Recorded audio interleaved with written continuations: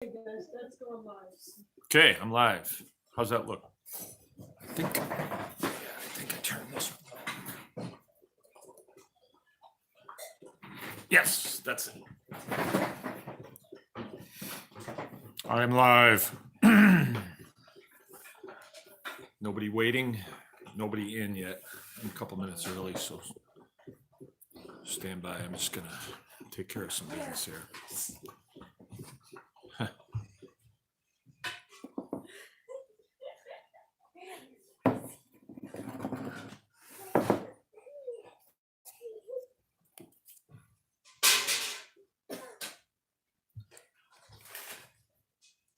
If you're on, you should be talking. What's up? Are you on? Yeah.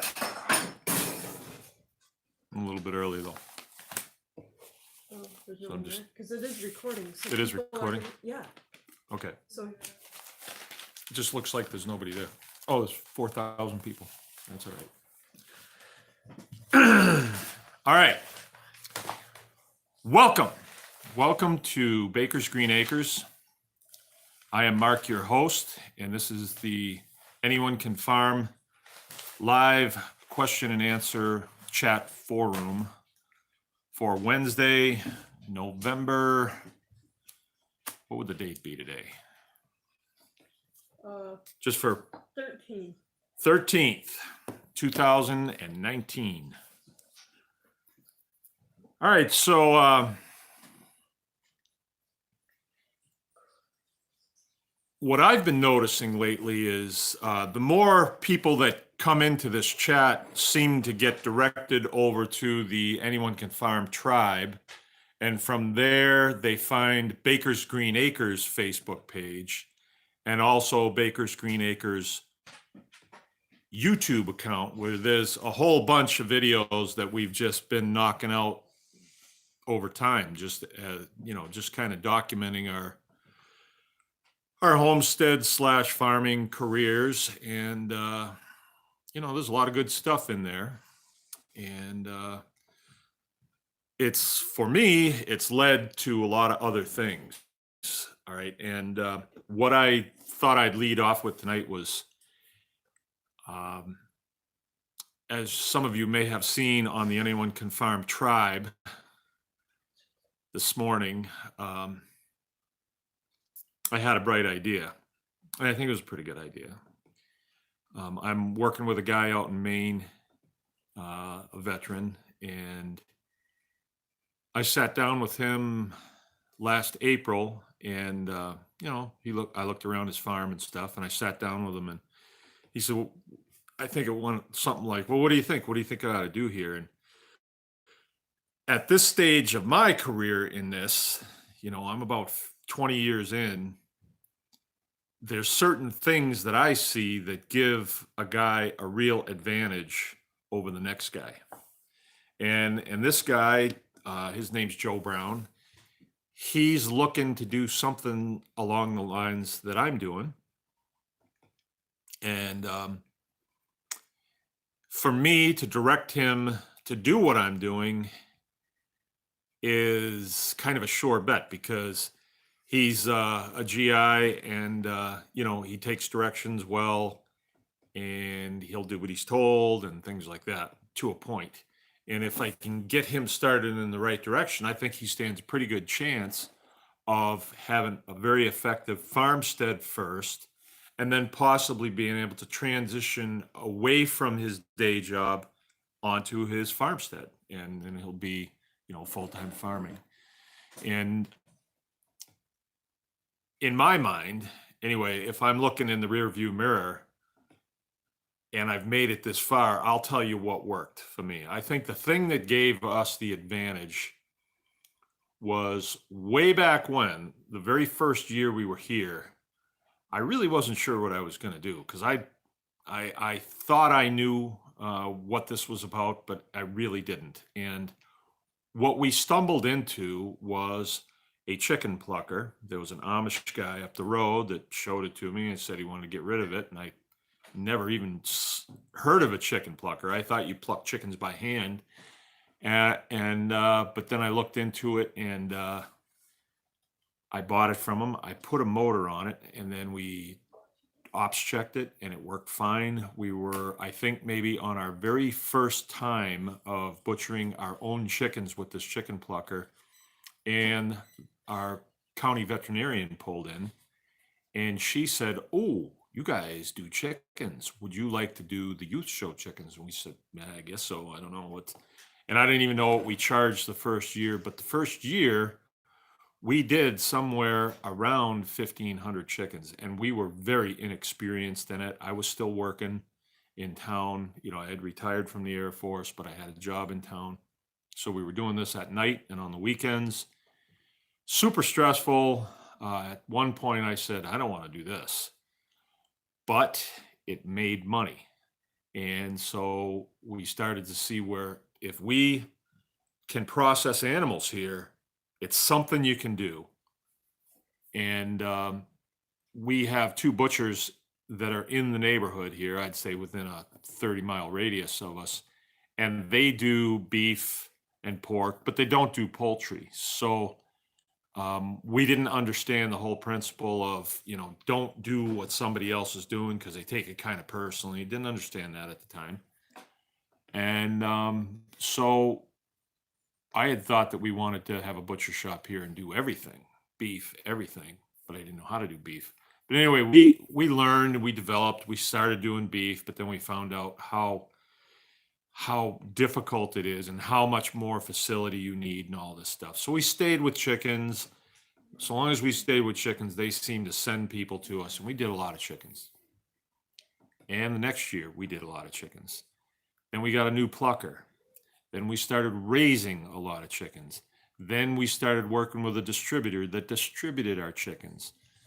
But then the distributor wanted to dictate how we were going to do things and, you know, a bunch of other stuff. So we just got done with that. And we started doing our own distribution. And we built a pretty good market with our pastured poultry. At one time we had 30 chicken tractors going, and we were processing just our own chickens 2 days a week. And that was a lot of chickens. Plus I had to deliver them. So I was on the road 1 day a week. So it was very, very busy. And, you know, we plugged along for many years that way. And it was because we had the ability to process the animals on our own. So that was what gave us the real edge.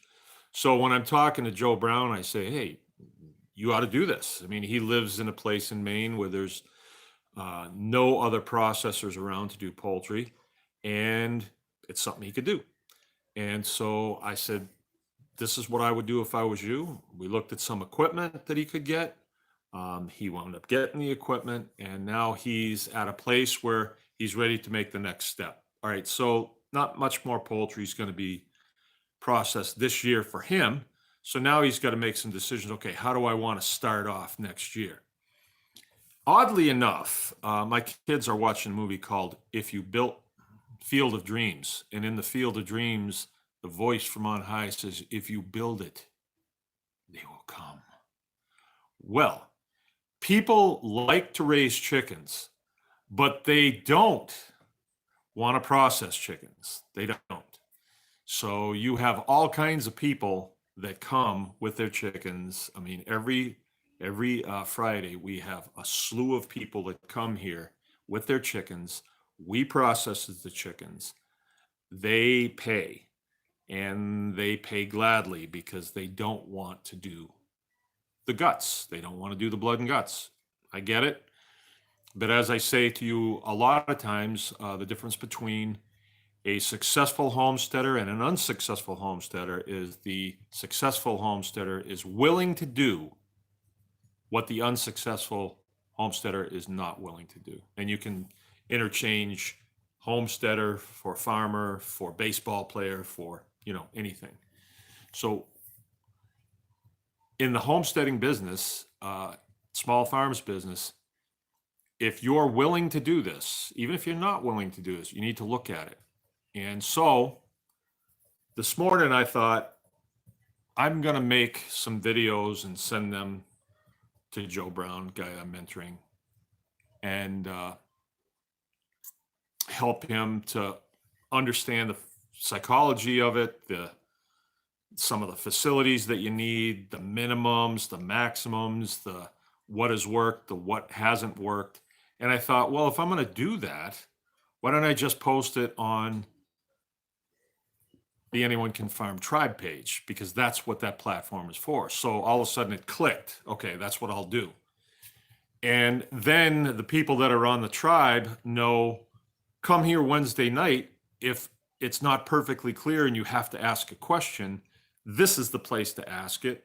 And then everybody gets to hear it. Now you might be thinking, oh, you're going to breed millions of chicken processors out there, and then no one's going to do well with it. Well, I don't think so. That's the difference between small farms and mega farms. We can only do, I mean, with the crew that I have, we can only do so much. We cannot corner the state of Michigan on chicken processing. We just can't do it. Around us, we have Amish people, and if we do something and it works, they are looking over the fence saying, "Well, we can do it cheaper," and then they do it, right? So there's a lot of people around here that are processing chickens, and I think that's good. We maintain a solid customer base. And the reason we maintain a solid customer base is because we do a good job. If you're going to do it well. A lot of times I have to say to the inner shop crew, which is my wife and my daughter, you're doing too good of a job. It's taking too long, right? Do a more cursory job. They don't listen to me, but they do a really good job. The birds are nice, clean, and backpacked. They look really professional. And so we maintain a very good customer base. We charge $4 per bird. We charge $9 per turkey, and then like 25 cents a pound for every pound over 25 pounds, because it's like trying to kill a deer. These big turkeys are really monsters. My hands are all cut up from last week. And this has been one thing that has been consistent. It's just a facet of this homestead. It's just one thing that we do that creates a flow of dollars, number one, contacts into the farm community, the smaller farm community, and we get to talk to people. And the difference between the small farm community and the mega farm community is a lot of the mega farms, they don't talk to each other. Their leadership doesn't. They're in competition, right? Us, we're not really. I mean, it makes sense for us to share what we're doing.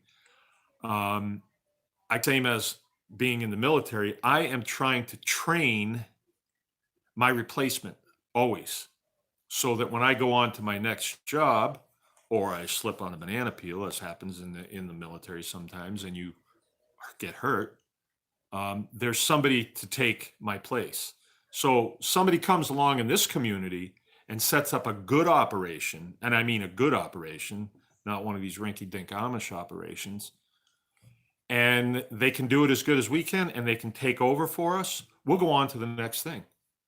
As I've said to my class last weekend, I am aspiring to a Winnebago that's fully outfitted, that I could go from town to town and do Anyone Can Farm classes on the road. I would really dig that. Meeting people and seeing places, and that would really be great.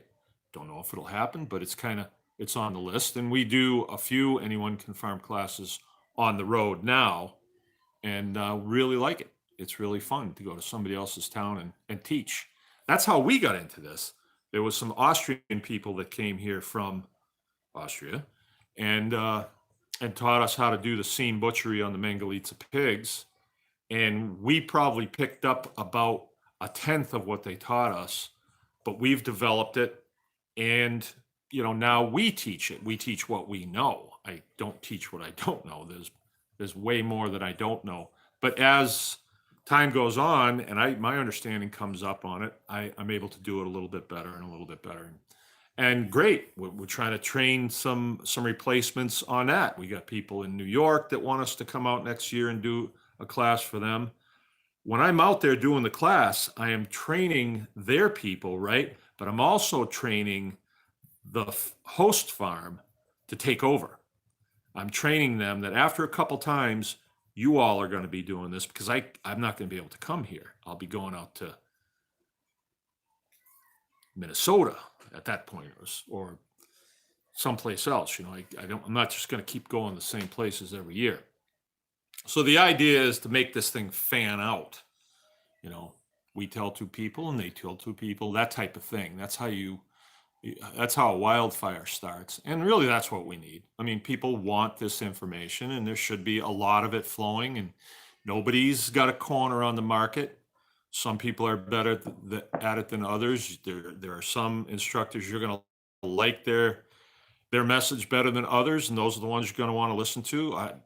My advice would be listen to those who know, and check into what they're doing. Is it working? That's the person you want to listen to. Don't listen to the theorists.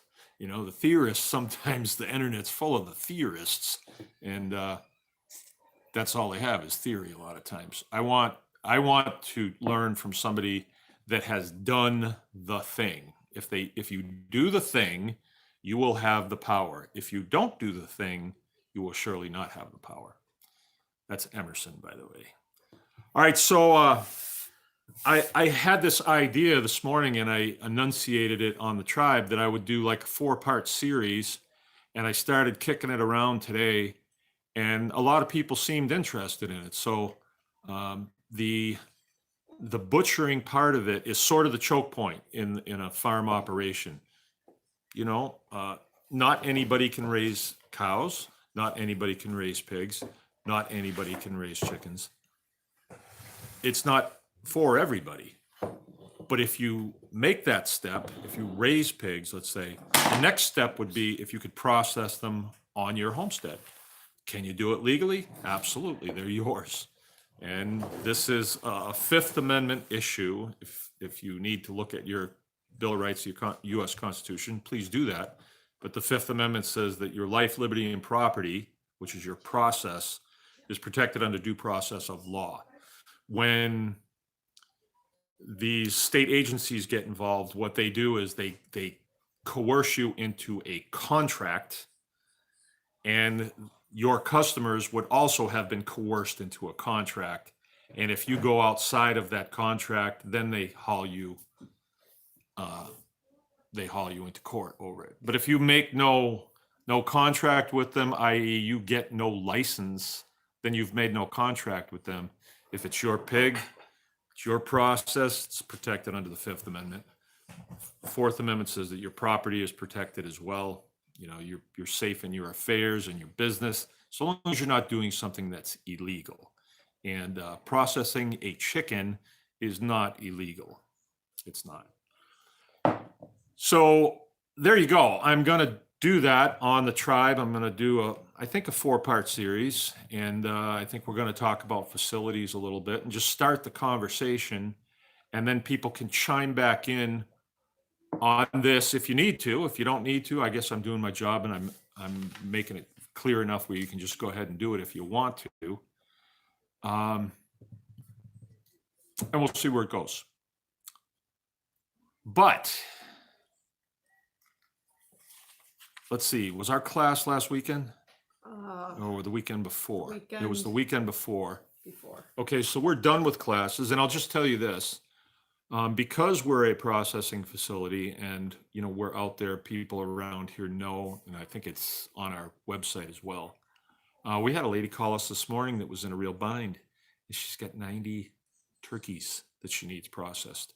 And so we had to set aside a completely different day just to accommodate her.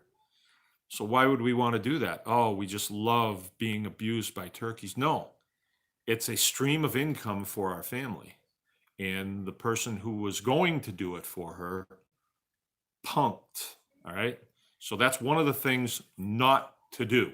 Do not punk out on your customers. This poor woman has 90 turkeys that she's been feeding. And it was a 2-part deal. They were going to take the turkeys and market them and they changed their mind last week. So she contacted us. We do other things for her. And so we were able to help her out. Now we can process those birds and we can make them available to the public. They can't go in stores. They can't go in restaurants. It's just the way it is because we don't hold any licenses. But okay, Rachel Jameson is here. Woohoo. Rachel's staying up late tonight. I got a message for Rachel in a minute when I finish what I'm saying. But so, I mean, it was an opportunity that came our way, but it was because we have the ability to process animals. And when you just think of that, you think, oh, well, a knife, you know, it couldn't be too hard, a hatchet. No, there's quite a bit more to it than that. And each species requires different things, you know, to do that. And as a matter of fact, this, or would have been last week, I put the finishing touches on what I need to process 2 beef. We're going to be this weekend, but we had to push it off a week, which is okay. And all my sons are going to be here, except for one. And, you know, my wife and one daughter will be here, and we will process these 2 beef, which is a lot of work, but it's sort of a Saturday family type thing. They've been doing it since they were little kids, and my kids really like to get together and work at things like that. And then, you know, we'll take breaks for lunch and we'll have a big dinner and things like that. So it's going to be kind of a family affair. And then everybody gets to take a portion with them, you know. I did make mention in the video that I made this morning about beef, some of the things that you have to consider, but I won't go into those now unless you ask questions on that. But I did put the finishing touches on it. I needed a rail in my maintenance shop that has a trolley on there, and the rail gives me the ability to hoist up big cuts of meat to hang in the shop. Because beef, you have to hang. You don't process it immediately, except the stuff you're going to grind. So, anywho, I guess that's what I'll do, and probably I'll get after that tomorrow. I'll knock out one installment at a time and let you process it, and you know, along with my other stuff that I like to put out there. I really enjoy doing it, and that's why I do it. Okay. If you think that you want to, you can share it with other people, and then we'll just have more people in the group. And I would think that after a while, we can have a lot more input coming in, and we can learn other things. See, for me, I would like to eventually have somebody backfill my position so I can go on to the next thing. You know, the Assault Winnebago is where I'm going, and travel the United States of America, teaching people how to process pigs. That's what I kind of like to do, and beef and chickens too. I'd like to do that. All right, but if it doesn't happen, I'm fine here, but it's just I'm willing to do it, and usually if you're willing to do it, the opportunities come up. So we'll see. All right, so thumbs up questions. Okay. My lovely assistant here has given me, okay, she's got her hair up in curlers, has given me the note here that says, please give us thumbs up. I don't know, because you like us. And questions, please ask us questions, and please put the questions in capital letters so that we know they're questions, and we will get going with the question and answer session. Yeah. For now. All right, first one. A lot of channels are saying food shortages are coming. What do you think? Drawn me into the prepper thing. I think that what you have to do is you have to learn to observe things and then make up your own mind. All right. I have been told that we were going into an ice age, and that scared me. But that was back in 1970. It didn't happen. Then I was told that we were having global warming. And then, we had 5 or 6 years of very cold weather, a lot of rain, wet. And then we were told that, well, it's climate change. So that's kind of nebulous. Okay, what the hell is that? Climate change. And they attribute everything from forest fires to down power lines on climate change. But what I'm seeing is I'm seeing an increase in earlier colder temperatures. It's 15 degrees outside right now here, and this is November, right? That's kind of, and we've got snow on the ground, like 3, 4 inches on the ground. It was so muddy here this fall that you couldn't drive off any place that was seeded. You just couldn't. I had to bring the cows in because it was too mucky. Not anymore. It's frozen solid right now. Everything's solid. You could land the 747 on my back pasture. It's frozen solid. So what am I seeing? I'm seeing cooling. I'm seeing what they referred to as solar minimums. The climate is, I'm told anyway, the climate is affected by the sun. And if a whole bunch of different scenarios come into play, then you have what they call grand solar minimums. And we don't have it in our history here in the United States. So we just don't think it happened because with the United States, we're it, right? But the Chinese do. They have this documented. Their history goes back for 2,500 years. And so they have it documented periodically. I think that a lot of information is not forwarded to us. And I believe that a lot of cropland did not get planted last summer. I believe a lot of cropland did not get harvested this fall. And I think that the grain stores are probably not where they normally are. So is that a shortage? Yeah. Is it going to affect you? I don't know. What do you use grain for?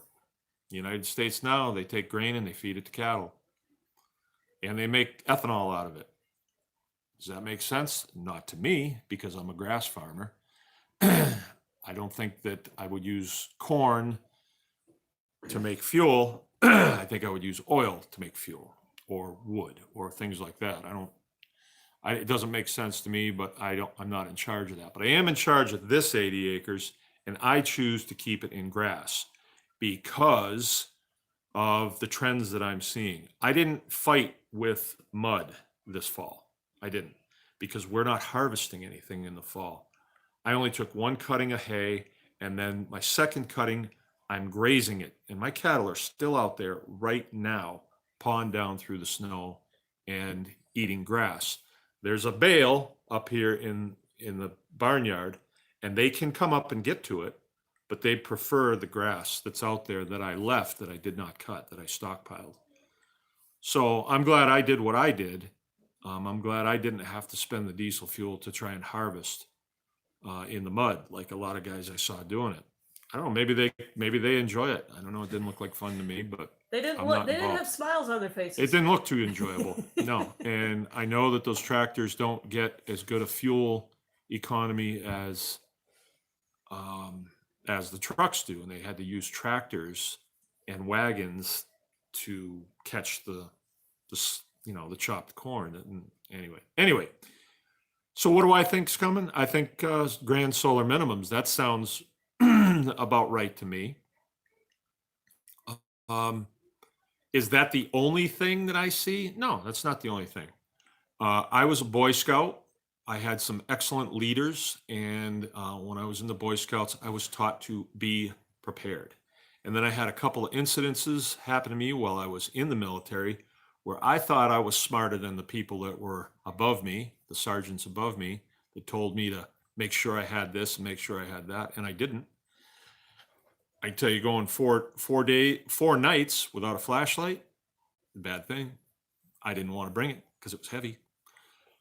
Should have. I can tell you that thinking that you're going to starve because you decided you weren't going to bring food because you figured there'd be something else, That's a bad feeling. That's not going to happen to me again if I can help it. So I have found that it doesn't really make a whole lot of sense to store a year's worth of food. Uh, I mean, it does get you ahead of the next fattest camper, but in order to be able to sustain, you need to be able to produce. And when you're able to produce in unison with nature and the cycles, and you don't need high inputs of fuel and heavy metal and fertilizers and stuff like that, your ability to sustain is much greater than if you rely on, petrochemical fertilizers and heavy use of diesel fuels and really heavy equipment. I don't really want to get involved in any of that. That is driven by the bottom line. And uh, nowadays in industrial agriculture, you have a lot of employees, and those employees are all making between, 10 and 20 bucks an hour, which is a tough way to go. And there's no benefits and it's seasonal. It's tough. It's tough for them.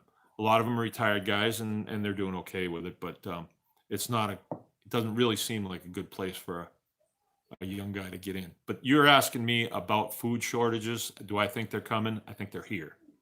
I think they're here. If we go out and we have to eat out, I'm not getting the food that I want any place in this whole town. I don't care what the restaurant is. I'll have something that I can chew up and swallow, but I don't feel good the next day. I don't even feel good that night or sleep good that night. And I do it just because. But I get good food here, and it's the food that we produce. All of our own poultry, all of our own pork, all of our own beef, and then as much produce as we can put up. And we have a long way to go with that to learn how to do that really well. So for me, I'm going to be prepared. I feel good when I'm prepared. The comment that I made to somebody the other day, that when you say it and then you think about what you said, it helps you to understand it. I'm going to be processing 2 beef that are almost 3 years old, that I've taken a lot of time and love and all that stuff to make sure that they're kept safe, they're inside my fences, that they're fed good stuff, they're on grass as much as I can. And if I were to bring them in to a USDA processor or even a non-USDA processor, they're going to charge me between 40 and 50 cents per pound to process that animal, cut, wrap it, and make hamburger and all that stuff. And anything besides that costs you extra. So these carcasses are going to weigh in at probably about 1,400 pounds dressed.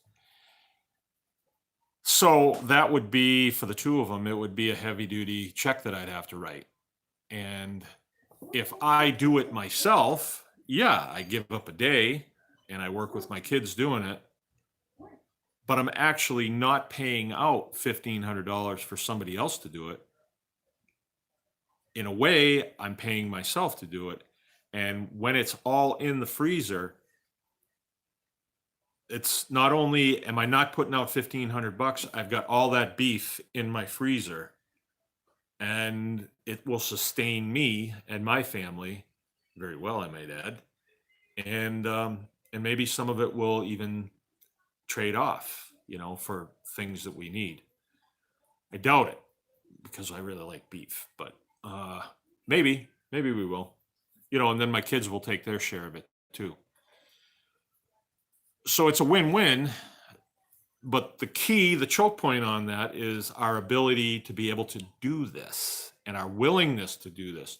Do I like going out there and, I pet these animals quite a bit, and they've been around here for 3 years, and we've watched them play and have fun and stuff, and I'm going to have to go out and shoot them in the head. Do I want to do that? No, I don't want to do that. Maybe I'll push it off on one of my kids. But we're going to eat beef. We are omnivores. We eat meat to maintain good health. You have to eat meat. I don't care what they say. I'm going to eat meat. So this is what we have to do. Okay. Did that answer the question? Before I get going on the next question, there's a picture on the tribe page. It's Anyone Can Farm Facebook Tribe. And it's a picture of Rachel Jamerson, who I think is with us tonight for the first time because she goes to bed really early. But we were doing a hog processing class, and it's a trick that I do, a joke that I do. And when I'm showing people how you cut around the butthole of an animal, I'll say, okay, I need a volunteer. The reason I'm telling you this is because I'm not going to do this anymore, but I'll say, I need a volunteer. And somebody's psyched and they'll say, oh, I'll do that. And so Rachel volunteered, and I said, okay, go ahead and put your finger right in that hole right there. And she just dutifully went over and sized it up and stuck her finger right in this pig's butthole. And I said, okay, stand out of the way a little bit. And then somebody took a picture. Big joke, right? Well, I did that at an Anyone Can Farm class on the road up in the Upper Peninsula of Michigan. And there was this feisty, redheaded girl, about 25 years old. And the way she looked at me after I had her do that, I decided, that's enough. Done that enough times. I'm not going to do that anymore. So that's why I'm giving up my joke. But that's what that picture is of Rachel with her index finger in a pig's butthole that you can see on the tribe page. All right, next question, please. Real quick one. Did you ever figure out that weed that you were showing a while back? It was thin with fuzzy leaves, thin stems, roundish, fuzzy leaves. I'm not recalling, so I can't. It's that stuff that started growing that one summer and everybody was freaking out about. Oh, yeah. Do you want me to look it up in my book a minute? You can if you want, if you're not doing anything. But yeah, my answer would be no. And it really did come back a lot this year, too. And some of it went to seed. Another question, and I'll look there it up, was some. We found it in my one book. Yeah, there was some crazy claims about it. You know, that it could really do some damage to you if you. And so I didn't do anything with it. We just chopped them off when we saw them so that they wouldn't go to seed. But I don't recall the name of it. But Jill's getting her handy dandy plant book out, and she'll look it up. So once she's got it, I'll come back to you with it. Yeah. But for now, she's going to ask me another question. All right. Nathan. Here's another one. Actually, let me give you Jill Brown's question first. Joe, hit me. Any special consideration for cooking Mangalitsa versus regular pork? Oh, yeah. Mangalitsa is what they call a chuffy pig. They also call it other things too, but like if you look in the books, they call it a chuffy pig as opposed to a lean pig. So it's a lard type pig. So it's got a lot of fat in it. For the homesteader, that fat is a good thing. For the brainwashed homesteader, you might say, what have I got to do with all this fat? There is something you can do with every last ounce of that fat. We should make a list sometime of the things we've done with it. Jill roasted a whole bunch of garlic that Randy Buchler gave to us, and right by the wood stove here. And then she put it in a blender, and then she mixed it, I think like a 50-50 with lard. And then she brought it over to me, this nice looking stuff. It looked kind of like mayonnaise, and said, what do you think of this? And I stuck my finger in and went, whew. And I can still actually taste it. And that was, before dinner I did that. I said, whoa, that's way too strong. But she's just going to keep that for cooking certain things. It's not like to put on bread or anything like that. But you could water it down further than that, and you could put it on muffins, or I would think bread, stuff like that. You could use it. There's a lot of things you can do with that fat. Because there's a lot of fat in it, the meat is going to have very unique flavor, and it will be tender all through. So you don't want to overcook Mangalitsa, but if you do, it's still good. You know, when you overcook like a pork chop from the store, you can use it for leather if you want to. It just seems very unedible, very dry. But the Mangalitsa has a lot of intermuscular fat, so it'll really be good. I don't like it overcooked. I actually like a little pink.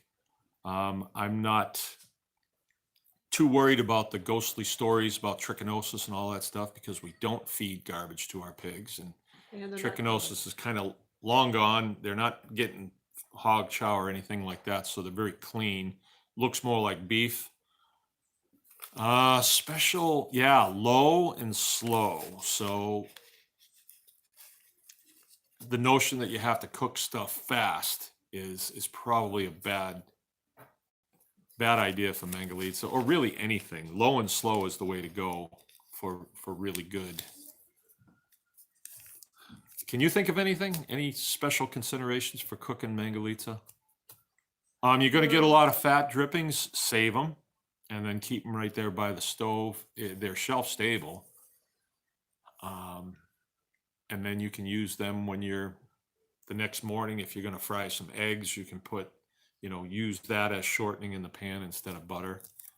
Wow, so many things. Or if you're going to stir fry some stuff, the Mangalitsa fat is outstanding.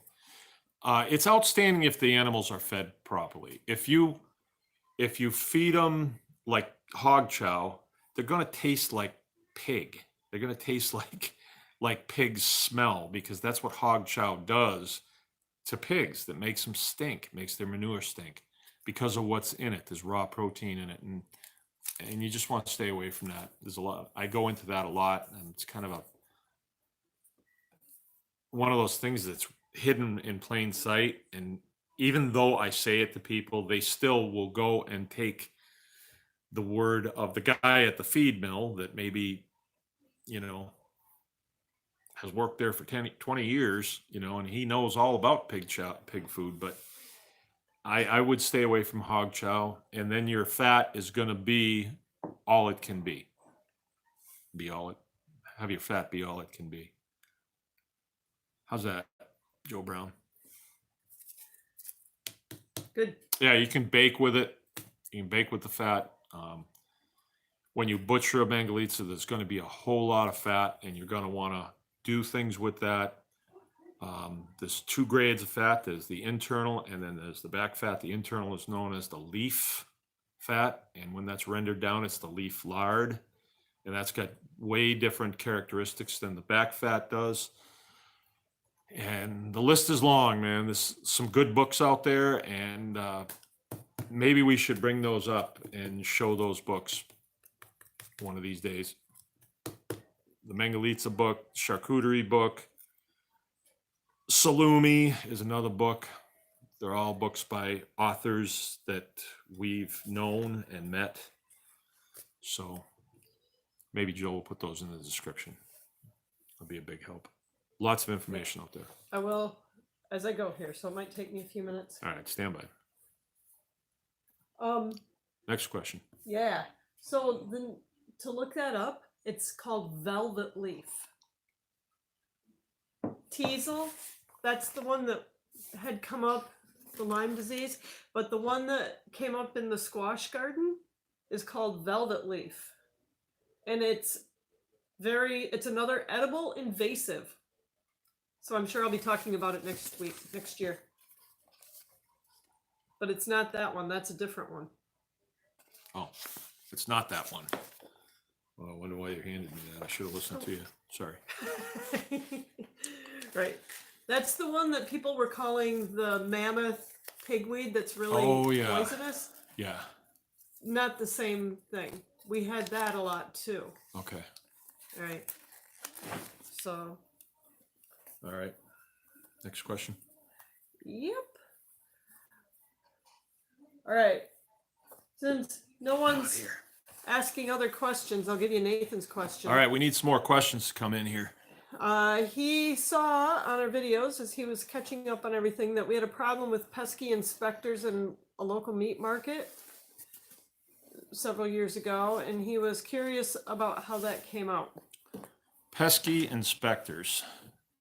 That was a couple different occasions, possibly. Yeah, well, I touched on that briefly just a minute ago.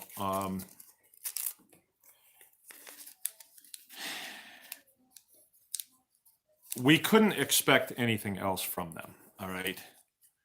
And I don't want to tell you that they're just doing their job.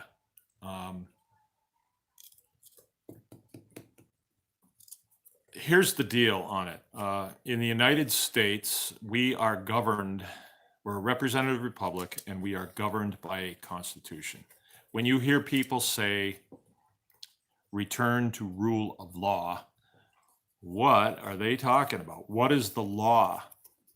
The law is what we are governed by. It is the U.S. Constitution. And the U.S. Constitution is the supreme law of the land. That is outlined in Black's Law Dictionary. That's it. That's not up for it's not up for argument. It's just that is the law of the land. In the United States, you have the freedom of speech, First Amendment. You have the right to own and bear arms, Second Amendment.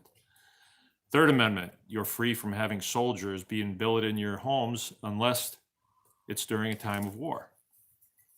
Doesn't mean much to us, but if you lived in the colonies in the 1700s, you had soldiers living in your homes and you had to feed them and do their laundry and all that stuff. You don't have to have that now. Those would be considered government troops. So you don't have state police living in your homes. They have to live in their own homes. And the Fourth Amendment says that you have the right to privacy, your affairs, your effects, your home, and that people can't just come walking in unless they have a warrant or you've broken the law, right? So that's why, your doors aren't getting kicked down in the middle of the night. So I had a problem with the inspectors because I didn't really understand the law. But what it came down to was when we came here, out of the military, I wanted to set up a little butcher shop. And so I asked the Department of Agriculture, what do I need to do? And they said, oh, you must want to get into a contract with us. So it's like if I asked, Walmart where the best place to buy tires are, they're not going to say, oh, well, head down to Cadillac Tire. They're going to say, oh, we got the best tires. You want to come and do business with us. So the Department of Ag says, oh, yeah, we can give you a license to have a food establishment. And with that license, you can do business with all the other groups that we license, right? And I was like, oh, okay. It's not like they market for you, but retail stores have licenses from them. Farmers markets have licenses. That's usually on county property. Some markets do, some markets don't. If they're private, then they don't. Restaurants, they have license. So a license, when you get a license, you are entering into a contract with them. And the contract says that you're going to operate by these standards and we can do this, this, and this. And when you get that license, you're saying, okay, I agree with that. You pay them money and they give you a piece of paper. It's a raw deal. But people think, well, if you don't have a license, then you're illegal. Well, it's not necessarily true. If I want to butcher a chicken here and feed it to my family, I can. If I want to butcher a chicken here and feed it to my friends, I can. If I want to sell it to my friends, I can. The only ones I can't sell it to is a restaurant, a retail store, or take it to farmers markets. Because under the Constitution, there is no place for government when business is being conducted amongst citizens. We do not have a third party involved. But if we agree contractually to that, shame on us. And that's what we do. And people kind of think that, well, it's worth it because doing business with restaurants is good and doing business with retail stores is good. Well, let me tell you something. It's not, because when you're doing business with a restaurant, you as the producer, you need to make money. The restaurant needs to make money. So that's one more person in the chain that has to make money. When I sell my product, like turkeys, for instance, we butcher turkeys. If we get $3.50 a pound for them, we're fine. We do really good on it. And my customers are like, $3.50, yeah, that's great. So we sell all of our turkeys, no problem.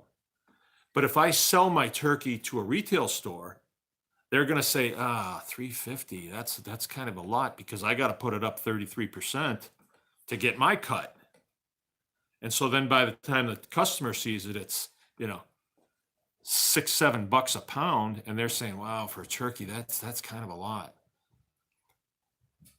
So that's why it's not good to do business with retail and restaurants, because they have to mark it up too. You're better off direct marketing, the CSA model, direct market to other families. And it's not like they're not out there. They are. If you're doing business with stores, like retail stores, you have a real problem because let's say you need to get $3.50 a pound for your turkeys. We saw today an ad where turkeys were how much? Was it 33 cents a pound. 33 cents a pound for turkeys at Myers. So, how can you compete with that? You just can't. That's the edge that industrial agriculture has.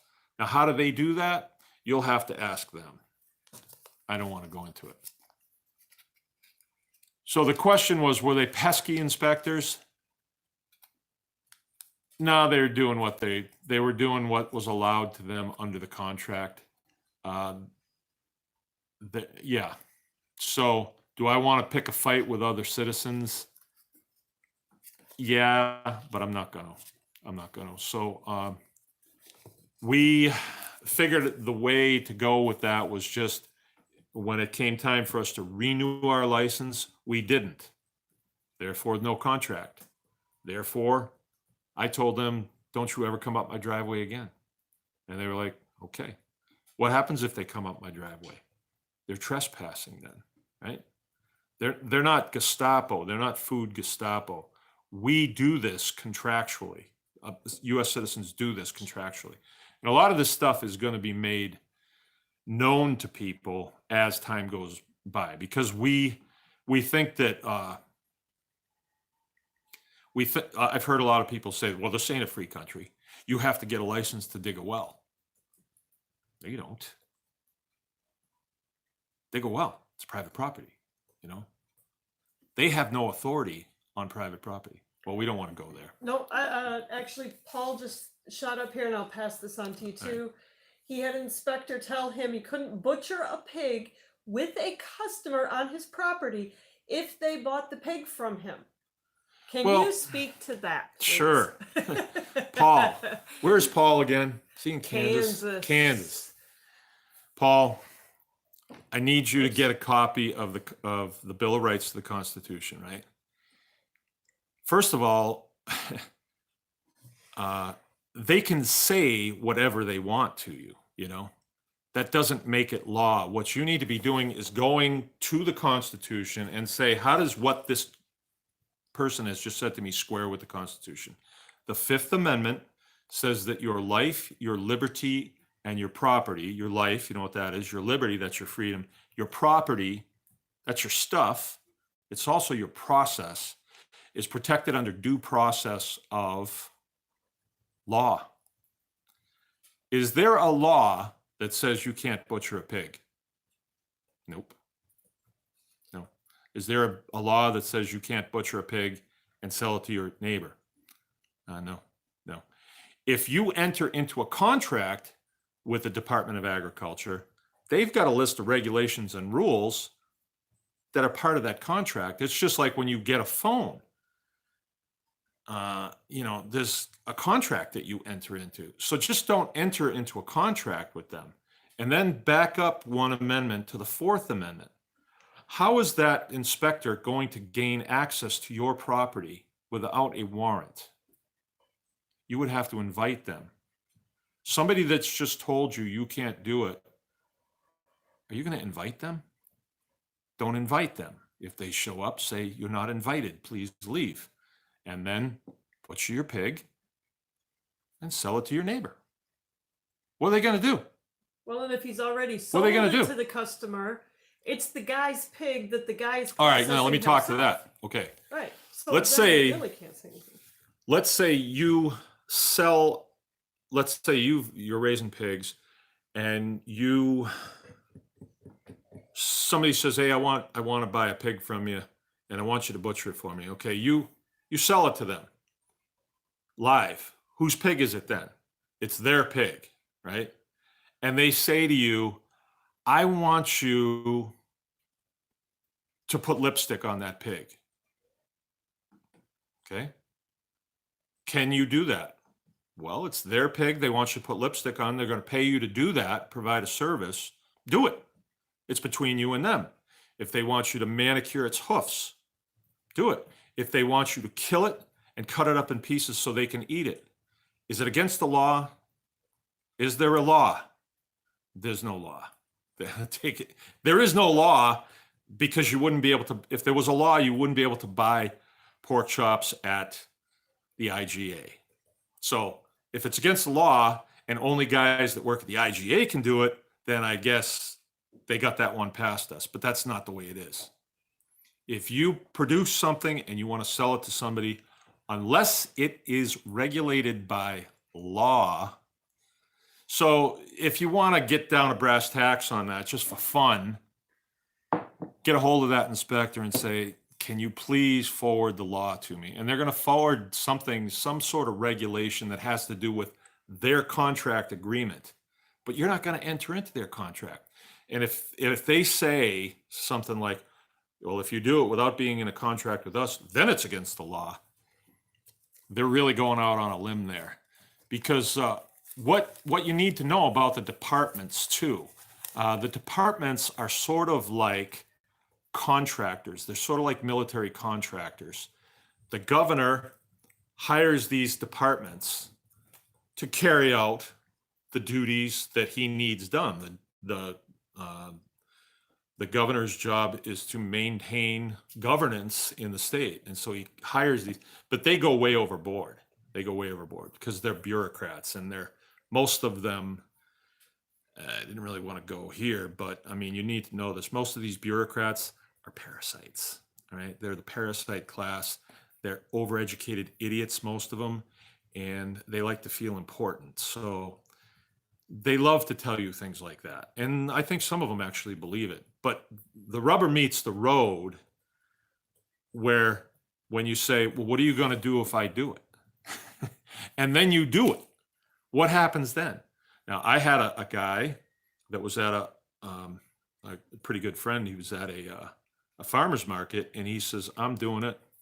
Because in this state, if you want to sell at farmers markets and you get your pigs butchered at a USDA plant and you bring them home, the Department of Ag, believe it or not, says, we got to come and inspect your freezer. Yeah. And you got to pay us $200 for a license. And the guy said, well, I'm not doing it. And there's nothing you can do. Well, he was violating the contract that he was operating under with this farmer's market. And they actually came there with the state police, and they were going to cuff him. Now, it wouldn't have been a legal collar because he's violating a contract agreement. That would be like if you don't pay your phone bill and the state police come and cuff you. It would have been incorrect, wouldn't have gone anywhere. But yeah, he would have had the cuffs on and sat in the back of a police car for a while. And who knows how far they'd have pushed it. Who knows? But yeah, I would just blow him off and see what happens. I mean, if if you are willing to protect your freedom, it might be a little painful, from those who seek to take it from you. If the bureaucrats had their way, they would have you getting a license to take a dump. They really would. They would really like that. And what you have to do is you gotta, all right, push them once in a while. See what you got. They're gonna execute you? No. I don't think they're gonna take your birthday away? No. Don't worry about it. Don't worry about it. They're all bark and no bite. And I hope they're listening, because they are parasites, and I don't really have a lot of time for them. I feel sorry for them. They have a lot of weirdos working for them. But anyway, I'm satisfied where I am, being a producer and being able to make discoveries and things like that. They are flying a chair in a cubicle someplace, and their worst enemy is the person in the next cubicle. So how about another question? Paul needs to call you about that. Yeah, call me about that. Call me on my cell phone. Yeah. Yeah. Okay, next question. Moving on to turkeys. Talk about something. And I forget now who it was, and I apologize, I didn't write your name down. Sunny Patch Farm maybe wants to raise turkeys next year, and so wants to know what breed, when to start them for the holidays, and any other tips. Where does he live? Sunny Patch Farm. I'm not sure. Where do you live? What's the handle? Sunny. Whoever asked, I'll find it. Just a moment. But all right. Well, really, you want 16 them between 16 and 24 pounds, right in there, for Thanksgiving. And when do we get them? I figure 16 July. weeks, and I get them 16 early to weeks. mid-July. Okay. Mid-July works better. Early to mid-July. They quit selling them, the place that we use. So if we don't get them, we don't get them. And which kinds do you want? I would say that we butcher a lot of them, and there's two main types. There's the white, and then there's the bronze.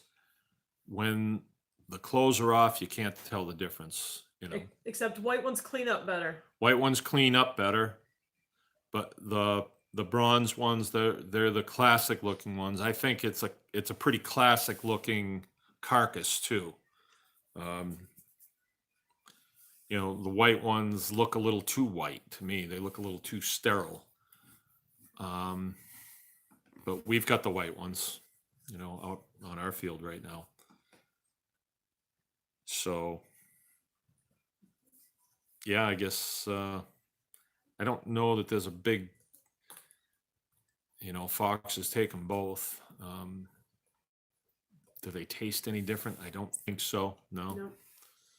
The white ones clean up easier. And I tell you one thing about turkeys that we've found is around the holidays, people don't think with their heads, they think with their hearts. So when you ask, for a fresh killed turkey, better part of $100, people, they'll dish it out. They'll take two. I mean, they really pay the money for those things. And so you can make pretty good money on turkeys, but you really need to learn how to process them. Any experience with bourbon red turkeys? Yeah, I got Okay. experience with them. Remember? Oh, Yeah, I got experience with them. Somebody brought some in a trailer, and I opened the back door to go in and get them. I didn't know they could fly. Were those the? Yeah, that's those right. were the bourbons. Those were the ones. And they cruised. I mean, they were going, and they stopped at a tree way down there, and I had to go down there with a 22 to get them. And I wound up climbing a tree a little bit because they didn't fall all the way to the ground. Yeah, so that's my experience with them. Eating them, no. Processing them, I think we did two last Yeah. Friday. Yep, they were big. And they were good. Well, there was one Were they big one and one little one. Oh, was that them? Okay. Nice looking birds. That would be the problem, I would think, would be trying to contain them. With our turkeys, we do cut one wing on them. We just trim the wing, you don't trim the feathers, only on one side with turkeys, and then they try flying once and they forget it. Yeah. How about brooding them? Brooding If you them. want tips, that's the biggest You want thing. tips on brooding them, huh? You're going to eat 50 chickens a year, a chicken a week. So build yourself a chicken tractor and brood your turkeys and your chickens at the same time in the same group, and raise them together. And then when your chickens are ready to process at 8 to 10 weeks, take the chickens out. And by then the turkeys know how to live. Turkeys have a death wish. They commit suicide up to about 8 weeks. They will jump in buckets. They will electrocute themselves. They will jump out of the chicken tractor right into the mouth of a fox. What else do they do? But they wind up dead a lot. I think we've had them sit under the drip edge of the. Yeah, under the drip edge of the barn, Yeah. just stand there and get totally pummeled with water and hypothermia and die. They don't come in out of the rain. They're pretty dumb. But after they get to be about 8 weeks, then they're pretty solid. And then they get to be longer than that, and you can't kill them. Butchering them, I can tell you, they're a tough kill. They're actually a dangerous kill. When they get to be 30 pounds, they are strong and they've got sharp claws and extremely. Matter of fact, I made a video last week and I put it It's posting on. tomorrow night. It's posting tomorrow on night YouTube. on how to restrain them when you're killing them. And I did it out of a safety concern. And what happened was I had this pretty good size one. A 30-pound bird will fit in a 5-gallon bucket. So you take a 5-gallon bucket, you make a hole about that big in it. And then with the bucket turned over, so you're reaching in from the bottom, you reach in and just lightly grab the head of the turkey and then push the bucket down over your arm. And it goes right over their head and right over their body. And usually if you have done it enough, they'll push up into it. They're trying to get away from like the ground and they push up into it. It's pretty slick. And once they're up in it, their wings are restrained, but their feet aren't. And on this one, I hung him. Then you hang him upside down and take a knife to their throat. And when I hung him, he got 1 foot inside that bucket and pushed it right through the bucket. And they weren't like the strongest buckets, but still it was a good example of how powerful those legs are. And if one of their claws gets a hold of you, they can be about, a half an inch long, and they're as sharp as pretty sharp. It's not a razor edge or anything, but sharp enough like a nail. And if it went across open flesh, it would definitely lay you open. And I've been cut by them several times. The voice of experience. Oh yeah, I've been cut several times. So, yeah, gotta be careful with them. I don't let the kids do them. You could lose an eye pretty easily. And what we do is when we're instructing other people how to do it, you want the legs, you want the belly of the bird facing you as much as possible, because then they're kicking away from you. And a lot of times what happens is you're hanging that bucket from something and you reach down to go across the throat with a knife. And when you're reaching down, if they kick at the right time and their back is to you, then you could get one in the face or you could lose an eye. So it's very important that, no, I take that back. Their belly needs to be away from you. I'm sorry. Their belly needs to be away from you. That way, when they're kicking away from you. I'm sorry about that. I should know that. I've done it a million times. The muscle memory and the words don't always. Yeah. Gotta sort it out. So. We did turkeys last week, and we had about 30 of them, and several of them were 50 pounds. And that's when I made those videos, because I had to make another, I had to use a 15-gallon barrel cut in half in order to hang the bigger birds. And I tell you what, the next day, Saturday, I was hurting. I mean, I was moving pretty slow. I really did a lot of work. I mean, it was 30 turkeys, but then there was 30 ducks, and there was probably 50, 60 chickens. And I was working the outside by myself. And, you know, with big turkeys like that, I'm the one that has to bring them in and scald them and put them in the plucker, because the kids can't do it. So it was a pretty good work day. 9:08. Okay, it's 9:08. So are there any more questions? If there's a parting question, I will take it. I know I went a little long at the beginning. Was there anything we were supposed to talk to Rachel about? I don't think so. Okay, I told her sharpening last knives, we posted that. Yeah, that was last week's video. Okay. Are there any other questions? There's 2,400 people on here. This is amazing. Okay. Any more questions, please? Come on, one more question. Come on. I'm having fun. 11:11.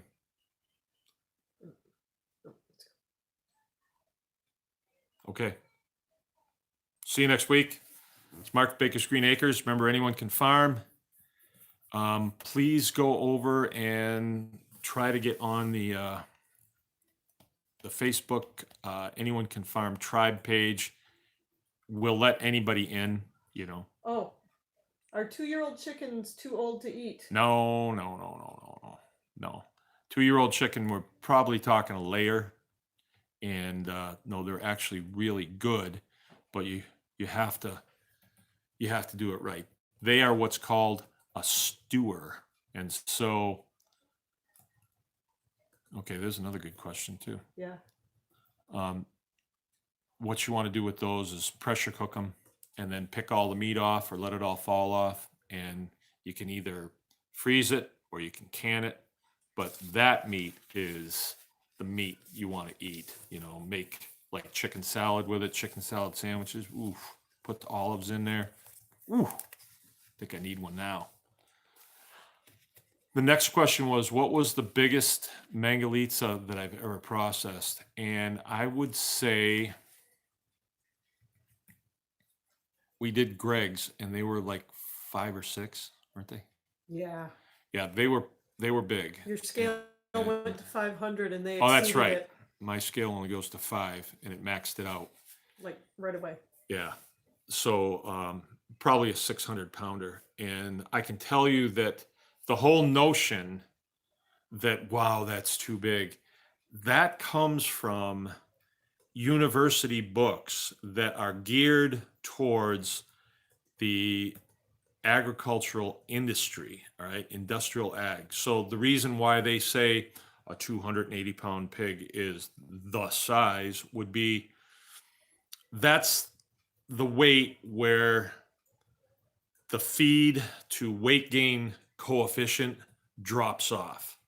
So they start not making maximum dollars off of that animal at that point. So they say, okay, we'll process them right there, 280 pounds, let's say. And they can get there in like 6.5 months with the feeds that they use. They get an inferior product, but you know, that's their business. They can do what they want. And then when they put their plants together to process them, they tool everything for about a 280-pound pig. Let's say that's the weight. I don't even know what the weight is anymore. It's been so long since I've, you know, read about the Chicago Stock Exchange, commodity exchange, what a fat pig is anymore. I don't even care. So when we, last weekend we did or the weekend before, we did a 400+ pounder. And although it's a little bit more difficult to handle with a front end loader, the difference between a 200 and 400 is nothing to me, because I got this machine that handles them. And then the way I'm set up with my rails and my scalding equipment and stuff, really not much difference to me. But when you get into the carcasses on them, you're going to get a copa muscle on it that's going to be this long and this big around. Where on a smaller pig, it's just going to be this little dinky thing. So we like the much bigger pigs, because let's say I've made a Coca-Cola, or Jill's made one, and we put it on the slicer, and you're slicing off pieces of copa like that are, very, very thin, and you make a sandwich out of those. Oh, that's really good, instead of a piece that's like this. So I say, assess what you have as far as handling goes for your processing. And then the bigger, the better. And well, that's a deep subject. That's really a deep subject. If, I had a question before about food shortages. If you've got a 500-pound pig out there wandering around, first of all, they get really docile when they're that big. That is a lot of food on the hoof. And with Mangalitsas, feeding them is not that hard. I mean, they will eat anything and still maintain good body mass and good gains.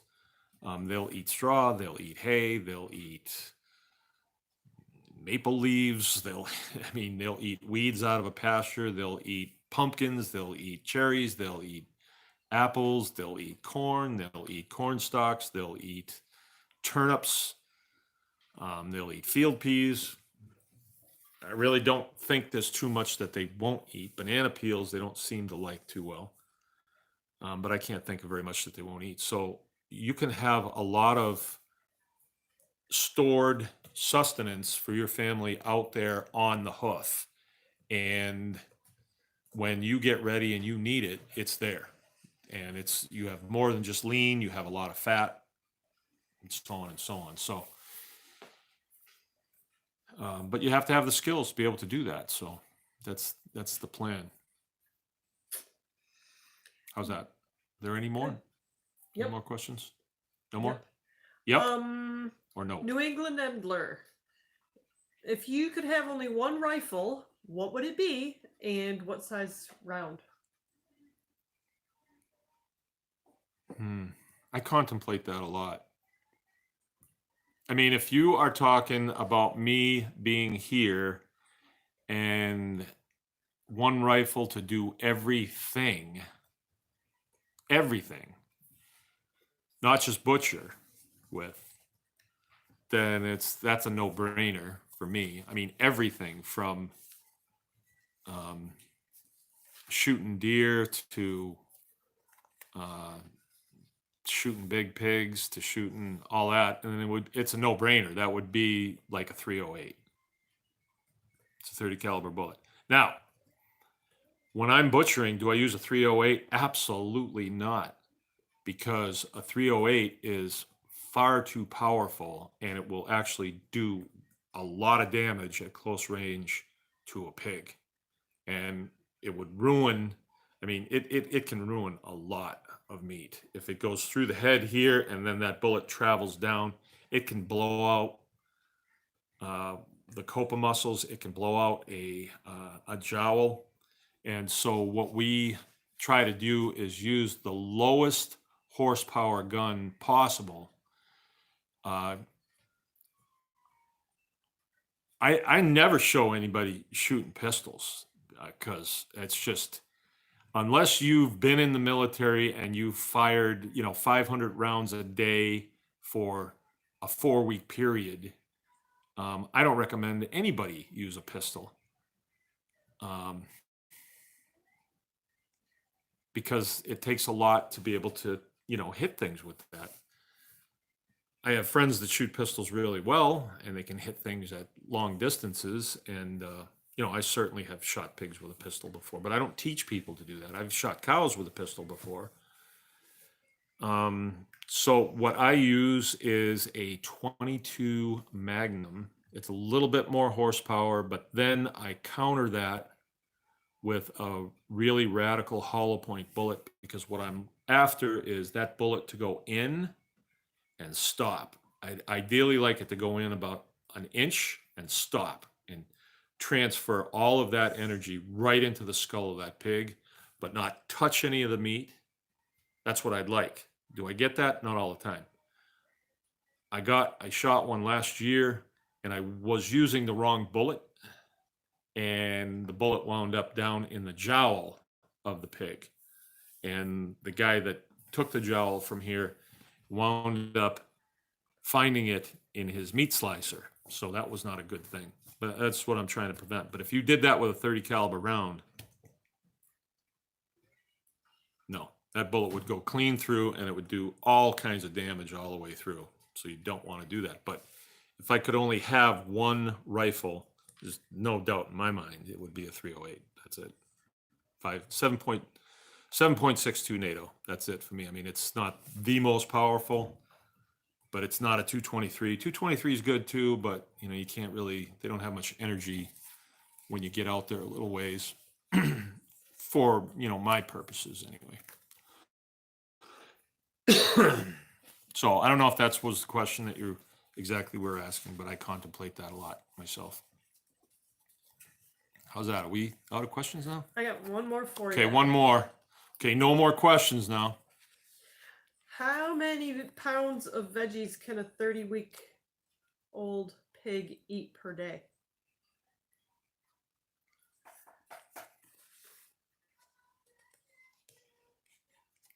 I would say, I mean, if I just had to give a guess, I'm going to give you a guess. I'll say, how old a pig? 30 weeks? I think it's 30 weeks. Yeah.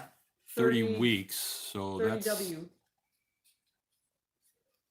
That's a pretty good sized pig.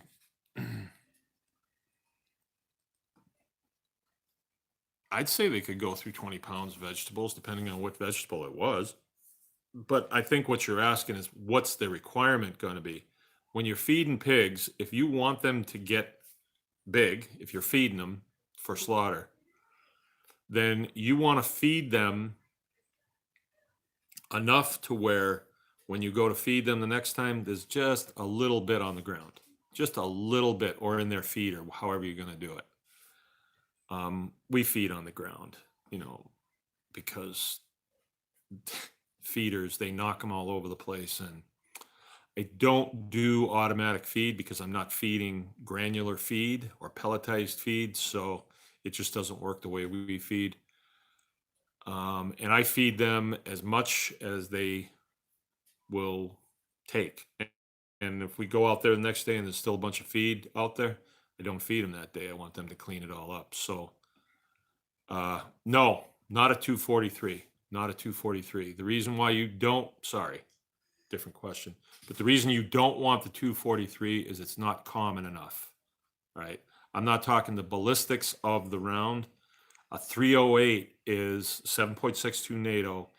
We use them in belted applications like the M60, the 240 machine guns. It's belted ammunition, and so it's plentiful. You can find it everywhere. 308 ammo, you can buy military ammo. It might not be the bullet you're looking for hunting, but it's, and remember this, a 308 and a 7.62, if you hold them side by side, they're going to look the same, all right, but they are not quite the same. And you might think the 7.62 NATO round, oh, it's a military round, it's probably stronger. Nope, you're wrong. A 7.62 NATO is made to be belted and go through a machine gun, and they need certain ballistics for that round. A 308 Winchester is made to go in a bolt action rifle, a hunting rifle, and they want every bit of horsepower they can get out of that. But you're going to fire it, chamber it, and that gun's got to hold up to intermittent firing. A 240 has got to hold up to continuous fire. You know, you swap the barrel out and continue firing, right? So they detune them. 7.62 NATO is detuned. The 5.56 millimeter NATO round is the same size as a 223 Remington Magnum. But, and they look the same, but the 5.56, the M16 round or the M4 round, is actually weaker, has lower chamber pressures than the 223 Remington Magnum. So that's a little bit more information than you probably asked for, but you want to pick a round that is common, that you could find it, you know, and 308 is a very common round. Okay. I feel like I went back to school tonight. All right, is that it? Yeah. All right, that is it. I keep going. I love doing this. We'll see you next week. Thanks for coming by. And remember, get out there and anyone can farm.